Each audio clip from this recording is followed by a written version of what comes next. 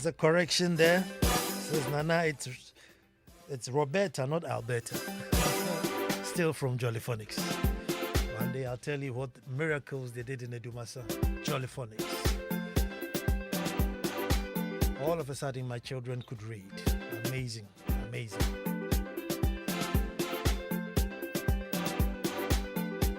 Racemont is in Croydon. Greetings to the people of Croydon, Racemont.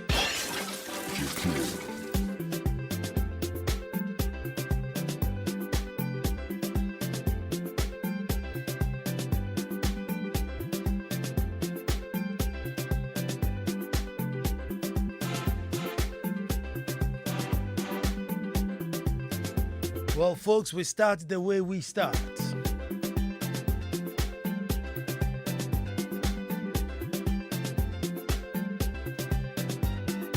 That until the lions have their own historians, the tales of hunting would always glorify the hunter. And you know, I'll say that again. Folks, I said until the lions have their own historians, the tales of hunting would always glorify the hunter. Hello and welcome to the most opinionated hour on radio and the nation's thought-provoking hour. And today it's going to be very, very thought-provoking. To some of us, Monday evenings are just the best. I am Nana Ansah Kwao, the chief of the Little Republic of Akwamu Adumasa, and I welcome you to radio's all-important ritual, a ritual that I call That's My Opinion. So, as I always say, let us all gather and make truth good. Only on Joy 99.7 FM, the Adumasa pricing policy. The Adumasa pricing policy. That's our topic. Now, it may seem just like a light one, but I assure you that if it's applied, not only in Ghana, but most developing countries will be saved. It's not easy though. Folks, the cost of living seems to be in a bit of a hurry. And it's a bit more in a hurry than the average wage. So the sentiments and lamentations of hardship runs across the nation. And particularly those of us in urban areas, one major factor that determines prices in our parts of the world, folks, is fuel. And by fuel, I mean petrol or diesel. Now, we are not too big on gas. We have not ventured into electricity yet, which means for us to move everything, we need petrol or diesel. From cassava to dead bodies. Folks, you need diesel or petrol to be able to move. And so these items are usually determined by these prices. Again, when I say prices, quite literally everything. Let me share a funny situation with you. This lady that hangs around and, there's a little bit of mental challenge. And so you always see you and say, mommy coins. And then one day, she approaches and says, hey, mommy coins. And then just as I'm reaching into my pocket, say, hey, yeah, 2 petrol prices more. They say, minje coins, me pekokoni be mommy 1 CD. So what I'm saying is that when petrol prices go up, even people who are begging, increase the expectation when they are begging. Because maybe up and this morning, kenke, those who love kenke are saying, look, now you can't get a ball of kenke for even 1 CD. They're hitting the 2 CD mark. They're hitting the 2 CD mark. Everything goes up. Folks, I'm just trying to point out that when transportation prices go up, everything goes up in price. And the hardship it brings is so real. However, it's very easy to get detached because of the gap between the haves and the have-nots. It's very, very easy to get switched off and wonder why somebody's fighting over 50 pesos or 30 pesos. The driver's mate hasn't got 30 pesos and it's a war. And you could be sitting in your air-conditioned Mercedes or, sitting in your luxury car wondering 30 pesos. You don't even remember the last time you saw 30 pesos. So, what are you going to do that you would see 30 pesos? There are people who haven't seen 30 pesos in a long time. I'm telling you, there are people who haven't seen 30 pesos in a very, very long time. There's nothing that they will do that brings about 30 pesos. And here's somebody holding on to the maid's shirt that, listen, you're not going to move this car until you give me that 30 pesos, because otherwise I'm stuck at work. But it is very difficult. It's so easy to get detached because of the gap between the haves and have-nots. Now, the Adumasa pricing policy will try and mitigate this problem. It's a real challenge, and there's a huge belt in the middle who fall. May I say victim for want of a better word?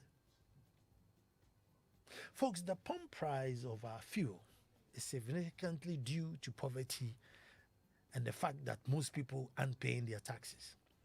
So tax on fuel is the easy way out. It's the easy way out. And this is really hurting many families, students who are struggling. Folks, national service. Just imagine, young man moves from Kede to do service in Accra because they've been posted. He's lucky. He gets a relative's place to pitch, Medina. Newly qualified nurse. From Medina to Accra and back, 12 Ghana cedis a day. So not taxis, just going on a normal trotro. 12 Ghana cedis a day. His service allowance a month is about 550. Averagely, it's about 2 months late. More than 50% of that money just for trotro. He hasn't bought food, clothing, shoes, handkerchief, nothing. More than 50% of the allowance is just to board trotro to go and come. Folks, there are many workers and families not earning much more and are faced with similar challenge. So how do we do it? Folks, sometimes, you see, nations must do radical things, things out of the norm to rescue a situation. Good example is free education. Look, Obi Ambesin go free. Radical. Very radical. Obi Ambesin go, nobody staying home. Whether there's a classroom, whether there's a teacher, we don't care. Let's move it. Sometimes you need to shake a system for something to change. Folks, again, it's very non-progressive to choose easy options. It's very, very non-progressive for any nation to choose easy options. And sometimes we do fall in that trap where we choose the easy option out, particularly when it comes to taxes. Particularly when it comes to taxes, we like to choose the easy option. We don't want to keep data. We don't want to chase anybody. So basically, you just look at where nobody can hide. Fuel, you go to the ports where you can't hide and just lump all your taxes there. And just sit and wait and hope that you get enough to feed everybody. Sometimes it becomes very unfair. So the dual pricing policy. The dual pricing policy. And I know that alone will send shivers down the finance ministers. Thinking, what is he talking about? What is he even trying to propose? Yep. The dual pricing, fuel pricing policy. Now, this is the crazy idea, so hear me out. So first of all, folks, anytime you're registering your car, it's either a private car or a commercial car.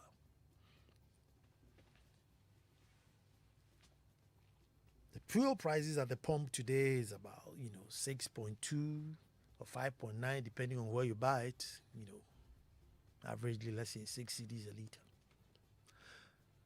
So we have the private cars and we have the commercial cars. Now, to register your car as a commercial car, there are certain things that you would have to do. So what I am proposing today is that your driver's license, your Ghana card, make and model of the car, engine size and fuel, obviously your name, and then you'll be given a card to buy your fuel for that particular car. So now you have a commercial card to buy your fuel. Okay? This whole idea that I am bringing is so that people and goods can be moved at a much, much cheaper rate. Because we depend solely, there are no underground systems, there are no electric systems. Everybody's hopping in a car to move from one end to the other. Everything, from lumber to people to cows, and so we need to find a way in which that middle bracket, that transportation bracket, within the high cost system can be eased a little bit. So what I'm proposing is that those who are commercially registered and have the commercial card at the pump will buy their fuel much, much cheaper than those who are using for private use. So I have a private car. So when I get to the pump, it's 6.2. I'll buy it at 6.2. If you have a commercial car, you'll probably buy it about maybe 3.8 per litre. Don't panic. Hold on. It's still coming. Don't panic. Don't jump to conclusion yet. Now, folks, we have been running commercial cars from the days of Gorgesbeck till now. I know Duncan Amwa and Co are doing some serious research to find out fuel per head per kilometer per car. We should have had that thing long ago. So thanks to Duncan Amwa and Co who are coming up with this thing. I urge that the tax people, and transportation people buy into it. That's how much fuel per head per kilometer per car. But in spite of that, folks, it's quite easy. We've been running taxis, we've been running buses, we've been running trucks, and everybody has an average fuel they buy a week, and everybody has average money they make a week. If the commercial vehicle buys fuel much cheaper than the private vehicle, instead of my son Abeku doing 10 cedis a day in transportation, he could probably do 6 cedis a day. 3 cedis in, 3 cedis out. Instead of the national service guy doing 12 cedis a day from Medina to Accra and back, could probably do 7 cedis a day. Now that would be a huge relief off the young man's shoulders. Instead of onions coming from Burkina and getting to Accra and it looks as if they've just paid for their university school fees, it will be much, much cheaper. And once the onions get to Accra cheaper, you can go and also buy it much cheaper. But this is the catch, folks. For every amount of fuel that a commercial car uses, from a Daewoo Matiz to a long vehicle to a big bus transporting people to Kumasi, there should be some record. You can just call Nana Ansah from STC. They say, listen, if you buy your STC, if you fill it, and you go to Kumasi and come, How much money do you make? You give it to you. That the bus takes, let's say, 2,000 cedis worth of diesel. I can load up to Kumasi, 80 cedis per head, come back, and probably go back to Nkoko, do 1.5 trips, and at 1.5 trip, I make X amount of money. GRA should determine that based on this money that you make, pay X amount of income tax. Because, at the moment, like I was interviewing a taxi driver, and he says he pays 12 cedis income tax a quarter. 12 cedis. I sat in the car from the mall to Airport Hills, and he charged me 15 cedis. So I'm thinking, 12 cedis income tax is a bit low for the amount of money he's making. And that if we are able to do a proper calculation to say, hey, hold on, Mr. Taxi Driver, you make this amount of money, you're giving this to whoever owns the car, if somebody owns the car, all those things should be factored in and real taxes should be paid. But in the meantime, fares will be a bit lower. Somebody will say, well, Nana, me, I have a V8. So all I'll do is I will go and, say my V8 is commercial, and then I'll fill it with cheaper fuel. No problem. Because at the end of the month, they will still bring you your bill to say that, hold on, Mr. V8 user, you have used this amount of liters, and therefore you have to pay income tax because you bought that fuel on the basis that you were going to work with it. And so if you bought it and you've taken it to a party or you've taken it to a funeral, that's nobody's business. Once you've paid for it, you will have to pay the taxes on it. Because it is assumed you have finished using it, and so you pay the tax at the end. Now, again, everybody would have a minimum. Now, once you put, let's say, 10 liters of fuel every month into your car, there's a minimum that you pay.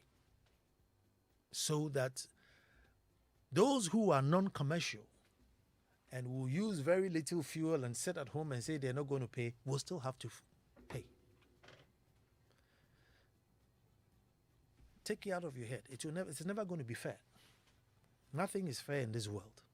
But the most important thing is that middle belt will be able to move, and commercial drivers will be able to pay proper income tax.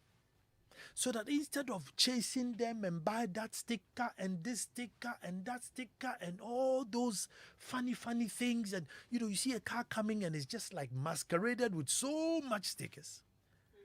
Let them work. Give them an average, which would be a fair average. And I'm sure at the back end, we could collect a few more money. So today, that's what I am proposing, that in order to ease the burden on people, TNT being the major factor, let's have a dual pricing policy.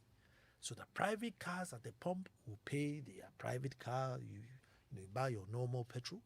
And those who are commercial will submit their GRA card, buy it, and GRA would know that, hey, Abeku's used 100 liters of fuel today or 200 liters of fuel in this week.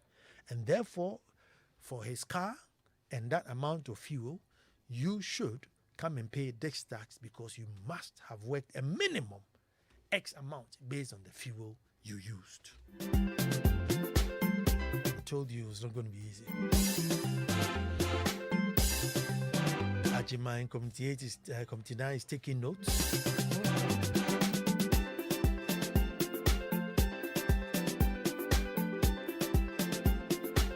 So bring your questions. Whether you agree or disagree or you have other questions, how we lock the loopholes. It's 0302 216 541. It's a radical move, but hey, it's got to be done. It's radical, but it's got to be done. Because people are literally stuck. People are stuck with using 60% of their wages, 50% of their wages just to go to work and come. So 0302 216 541.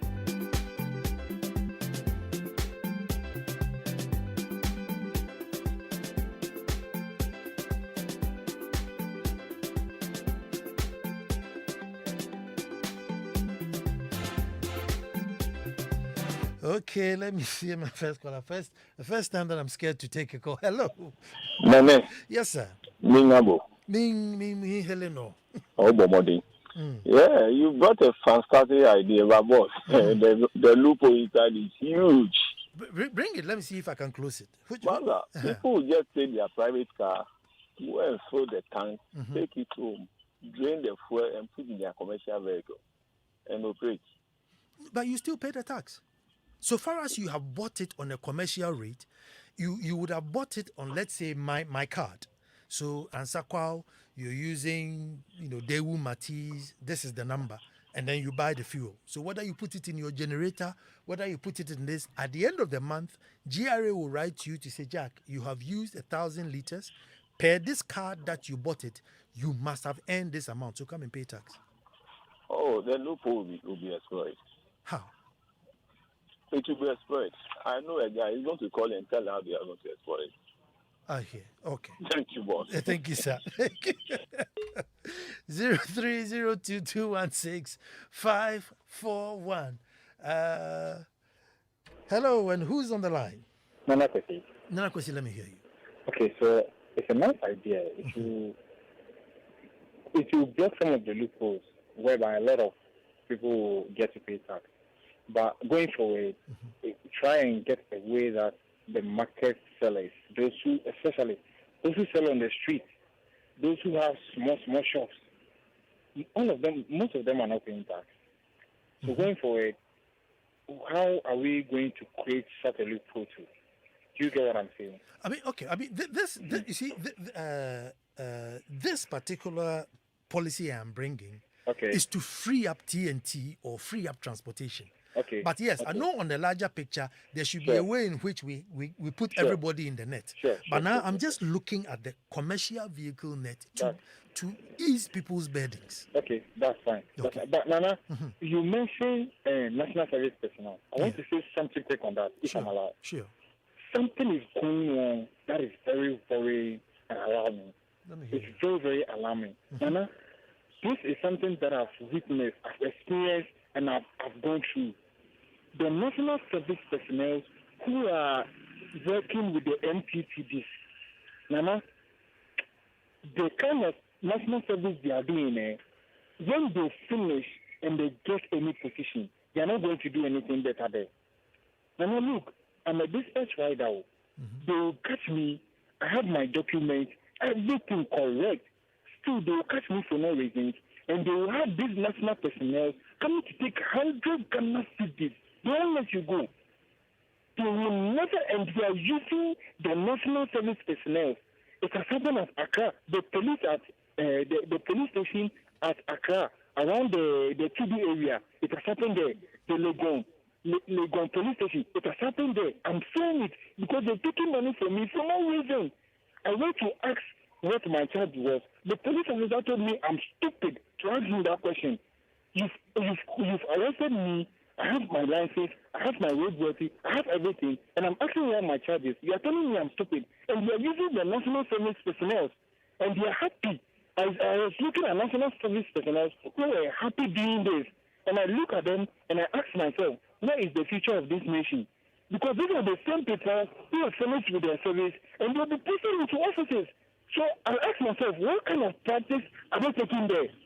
I think those who matter should hear this, and maybe one day we have to do a whole show on that. Hello, who's talking to me?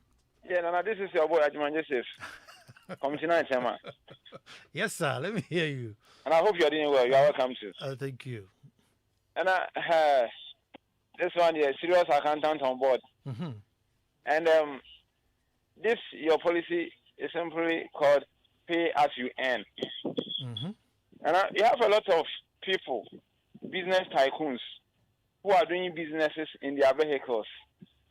they don't own any office, so you cannot determine whether they are working or not. Mm-hmm. But sometimes they are posh vehicles, and houses will tell you that they are earning more. Mm-hmm.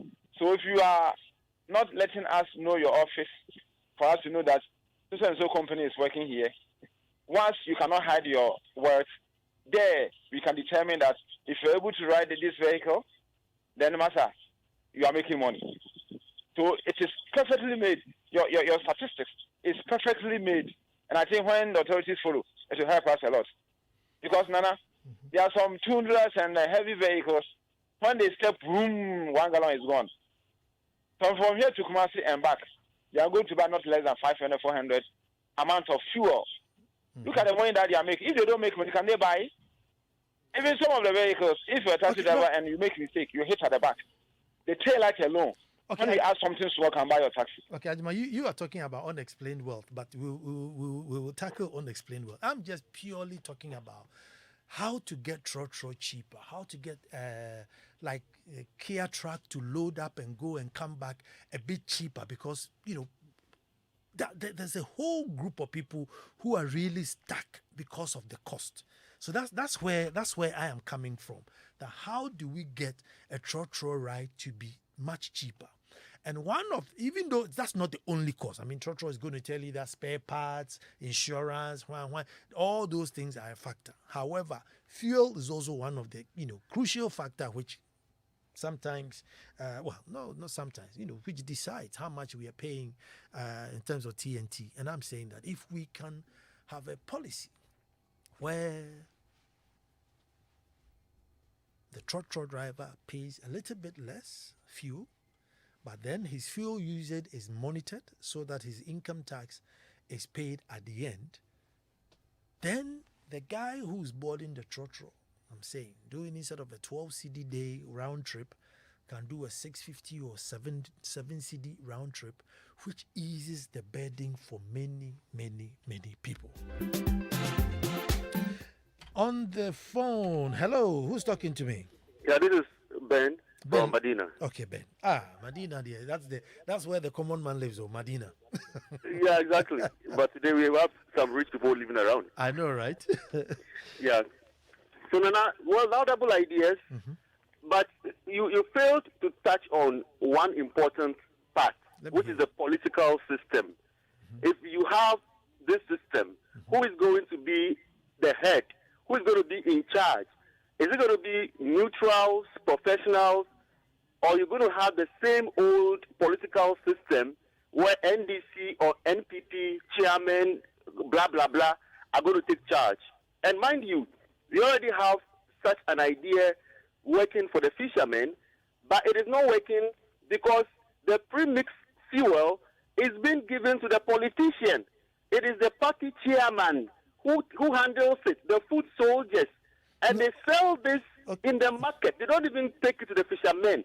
People are making a fortune out of it. Remember, they did this similar thing with kerosene. And even today with LPG. LPG price is so high today because instead of giving it to people, to homes, cars, vehicles are now buying it. I remember very well when the NDC was in office, they advanced this cost and they made the price so high. And it remained like that. The same to kerosene. Kerosene, you couldn't even get it to buy back in the days when the price was so cheap to help the poor. Okay, I get where you're going. But you see, with this case, those who are buying it are monitored and they pay tax. So anybody can buy it. But they are monitored by who? What else I say? You have to buy, if you listen to the beginning, I said you buy with your GRA card. I understand whatever you are saying. What I'm saying is that GRA for this thing to work, my angle, my opinion is that for this thing, because fine, it can be implemented, it will not work. For it to work, we need to detach the political system. What the president ought to understand that he doesn't have to make his party people in charge of this project. Otherwise, if you have, but I'm talking about GRA. You're also talking about party people. But who are GRA? No. Who are they? Okay, hold on. Who appoints the commissioner? Hold on. So let's say I go to GOIL. Okay, GOIL. GOIL is not controlled by any party person. I pull out my GRA card to say I'm a commercial vehicle driver, and then I swipe it. they put 100 liters in it. The next day I come, they swipe it, they put 200 liters in it. So my local GRA, who gave me the GRA card, will call me and say, Nana, this month you owe me income tax of 200 cedis because you bought maybe 500 cedis worth of petrol. So we assumed you have worked 2,000 cedis and you have to come and pay your income tax. It's got nothing to do with any party. So what is the effect to make sure that the ordinary Ghanaian enjoys cheaper ride? Exactly. Just so that when you board the trotro in and out, instead of paying 12 cedis, which is a real burden, on people, you can just ease it so that when the tomatoes comes from Techimai to Accra, it's not overpriced because the cost can now come down. So how would the trotro driver make the sales to the car owner?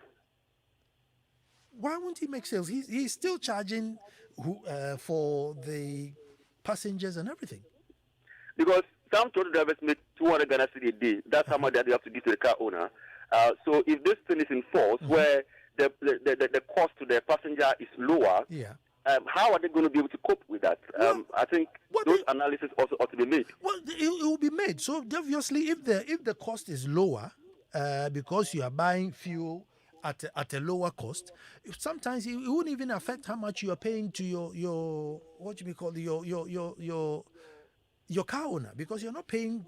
That fuel element is dropped. Okay, I think that some of the 4 experts can be engaged on this. Thank you very much. Thank you very much too. Hello, who's talking to me? Yeah, hello, this is Nkansa from Agogo in the Sanjation. Nkansa, let me hear you. Yeah, Nana, what I want to say is Ghana, I think we have been stretched to our elastic limit. This thing that you are bringing on board is a very good thing that if it's implemented very well, it will help us. But here is the case, people are going to sit at the offices, and at the end of the day, what they are going to do is, even if they are supposed to charge someone who uses something for maybe 50 Ghana cedis, the person will get some backdoor payment fee, then at the end of the day, what he's supposed to pay will not pay. What I wanted to suggest is that if the government can procure a lot of vehicles, like buses, that can transport people from one place to another, that one will be good. But even that, here in Ghana, people are going to compromise it. Apart from that, we ourselves are going to complain that as for this bus, even if you sit in, it's not going to be fast, it will not come here early, and all those complaints will be coming on board. And Ghana, for me, I can't even think far with what is happening in Ghana. And I believe that one day, the entire country will crash and all of us will go down with it. Thank you very much. But you made a very important point with regards to like the Ayalolo buses and whatever it is, so that the government buses can obviously start, and then those who are private would have to join in because there will be competition. Because once you create the competition, people would have to join. But it's one of those things. But you see, we must find a way in which we can make the money and still get affordable transport. 0302216541. Hello, who's talking to me?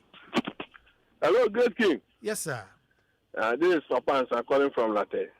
Let me hear you. You see, with this idea that you brought, it's a very, very laudable thing. But you see, Ghana, you can't trust, as my earlier caller said, that GRA is being managed by humans. Can we say that GRA can get us the exact revenue that we'll get? Because looking at the sales that the trotro will make, every day is 200 a day. Reducing their fuel buying, don't you think it will reduce the sales that they will make for their car owners? You see, I was also... And you see, Nana, yeah. Let's come to the port, GRA. We are on them today. Yeah. GRA, they brought icons to mitigate how to raise revenue. but there are some loopholes.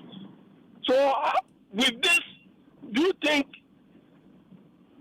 every loopholes will be closed? Well, you see that's yes. You see that's why I'm saying that it won't be a fair system, but at least generally on the roll, it could free up that middle sector that is really struggling. I mean, but something just popped to mind. I mean, but Uber does it. Uber has millions of cars in the world, and they are able to monitor drivers going up and down. Fine, maybe some driver can switch off his Uber thing and do a little bit of private, but generally they're able to monitor all their cars, where they are going, what happened. So I'm sure there should be some small app that once your car number is done and the number of liters that you filled it in at the end of the year, at the end of the month, Jack, this is your car, how much fuel you use, this is the income tax you have to pay. I'm sure it's not too far. Hello, who's talking to me? Hello. Hi. Yes, sir. Who am I talking to? My name is Curtis. Curtis, let me hear you. So, I'd like you to explain this bit for us.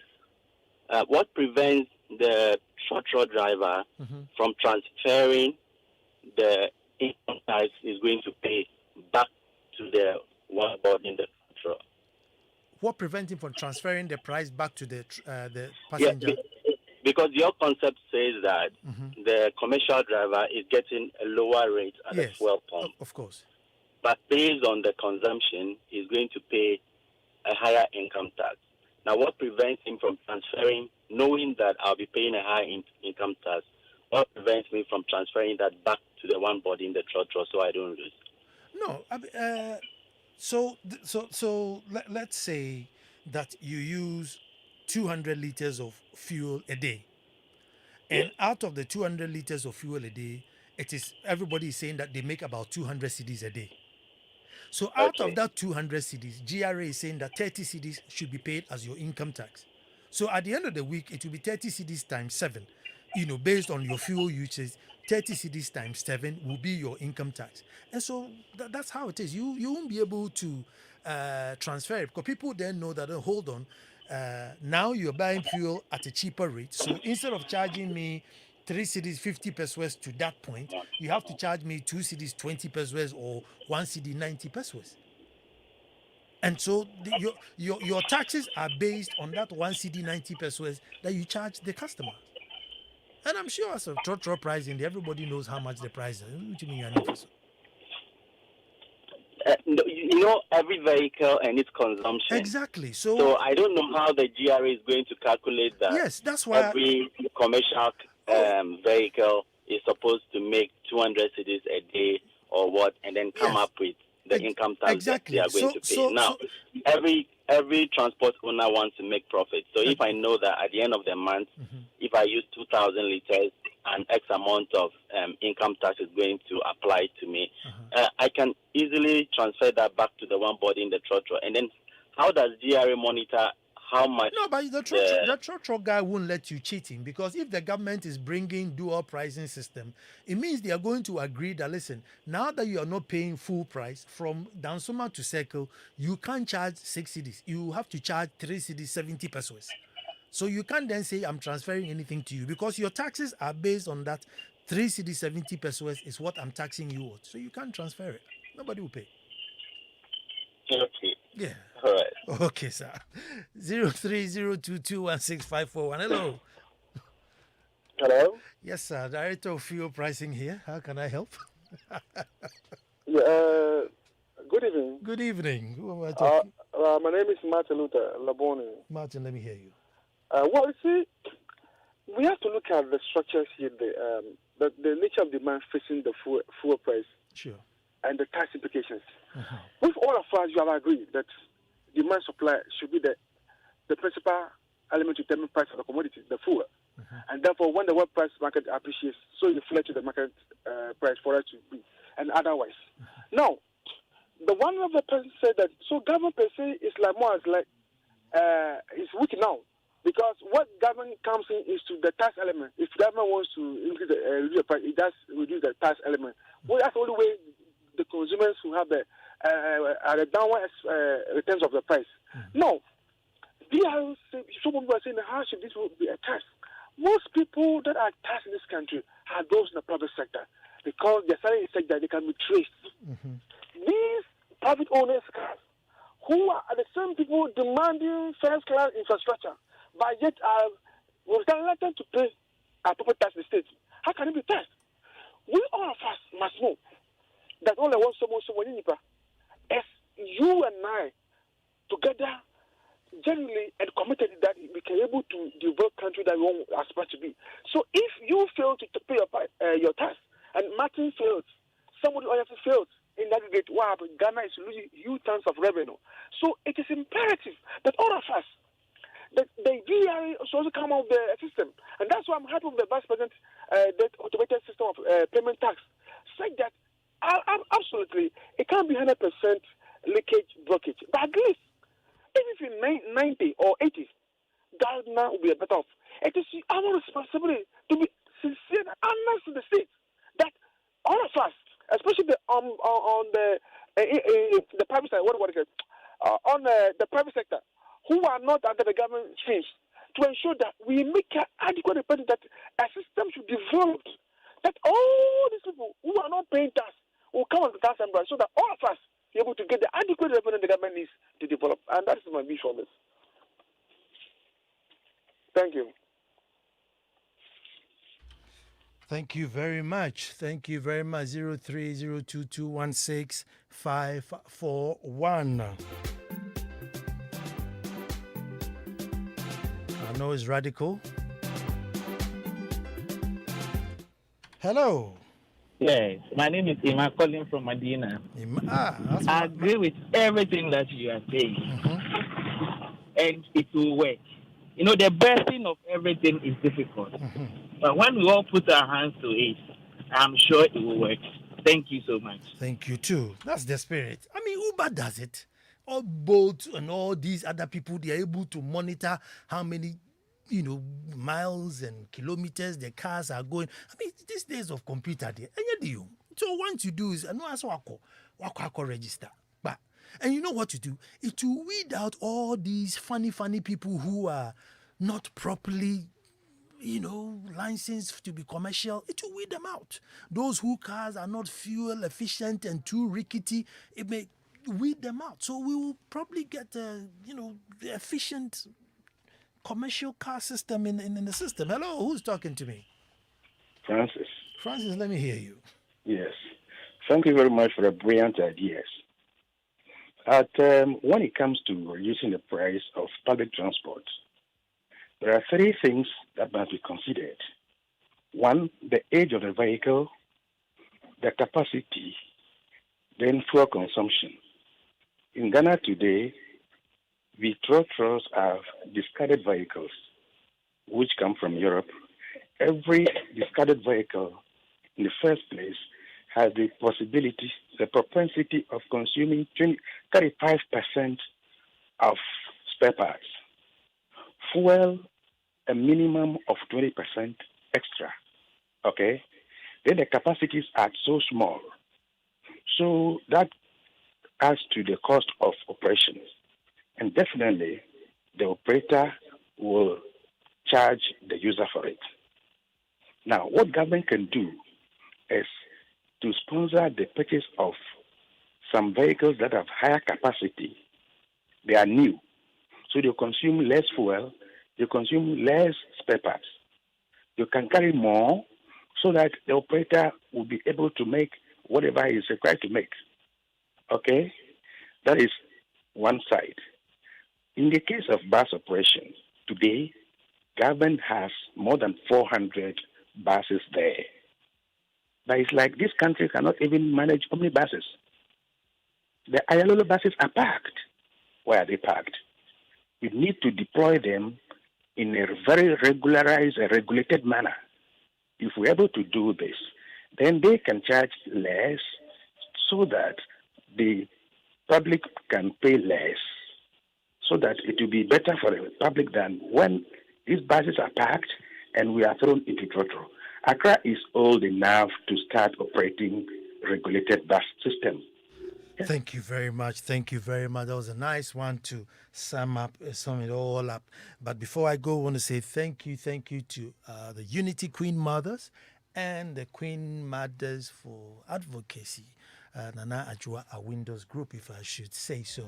You graced the 13th edition of Women Called to Worship. Well, the 10th edition, but 13 years of the Standpoint. Women Called to Worship. And Ohiniri says, thank you very much for gracing the occasion. And thank you very much, because I know it was a really difficult one. But hey, we did justice to it. You know, sometimes difficult times calls for difficult opinions. Folks, I am Nana Ansah Kwao, and I say until the lions have their own historians, the tales of hunting would always glorify the hunter. Abeku was the ones and twos, and this man who's here to give you the bulletin, and Kofi Hayford is here to overdrive you. And I like the Monday one. So we just reflect, you know. So we can reflect. But you know what? Thank you very much for your loyalty. Thank you for tuning. Thank you for listening. We'll be back on Monday to do this all over again.